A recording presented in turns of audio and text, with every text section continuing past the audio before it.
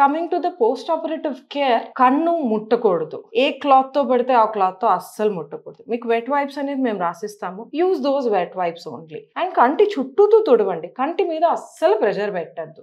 And కంటి లోపలికి నీళ్లు వెళ్ళనివ్వద్దు. ఐడియలీ మీరు ముఖం కడుక్కోవాలి అని అనుకుంటే కడుక్కోవడం కన్నా తుడుచుకోవడం better, at least for coming 5 days to 7 days. దాని తర్వాత కావాలంటే కడుక్కోవచ్చు, కానీ కంటి లోపలికి నీళ్లు వెళ్ళనివ్వద్దు. అండ్ తల స్నానం ఇవన్నీ ఒక వారం 10 రోజుల తర్వాత చెయ్యొచ్చు, కానీ కంటి లోపలికి నీళ్లు వెళ్ళనివ్వద్దు. ఒక వారం 10 రోజుల తర్వాత మీరు గడ్డం గీసుకోవడం, జుట్టు కట్ చేసుకోవడం ఇవన్నీ చేయొచ్చు, కానీ కంటి లోపలికి నీళ్లు వెళ్ళకూడదు. అంతే. That is the general instruction given to everybody. And పెద్దవాళ్ళు అయితే యూజువలీ భారాలు ఇవన్నీ ఏమి ఎత్తరు, బట్ స్టిల్ భారాలు ఎత్తడం, గట్టి పదార్థాలు తినడం ఇవన్నీ పోస్ట్ ఆప్ ఒక 3 to 4 days చేయొద్దు. దాని తర్వాత మీరు గట్టి పదార్థాలు అవన్నీ తినొచ్చు, అంటే మీకు ఎంత అవుతుందో దాన్ని బట్టి తినొచ్చు. అండ్ భారాలు ఇవన్నీ ఎత్తడం కనీసం 1 month వరకు చేయొద్దు. అద్దాలు ఒకటి సేఫ్టీ కని ఇస్తాము. ఆ గ్లాసెస్ మీరు బయట వెళ్ళేటప్పుడు 100% వేసుకోవాలి for a period of 1 month.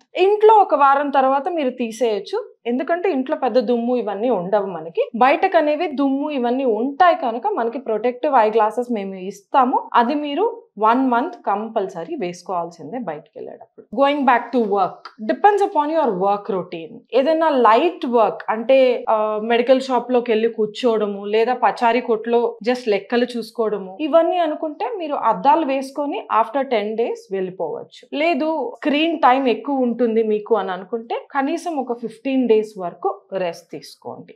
దీన్ని తప్పించి ఇంకా వేరే ఎక్స్ట్రా ఏమీ అవసరం లేదు. బేసికలీ మీ డయాబెటిస్, హైపర్ టెన్షన్, థైరాయిడ్ ఇవన్నీ మంచి కంట్రోల్లో పెట్టుకోవాల్సిందే. అకార్డింగ్ టు దెన్ మీ లైఫ్ స్టైల్ అవన్నీ వెల్ మెయింటైన్ చేస్తే మంచిది.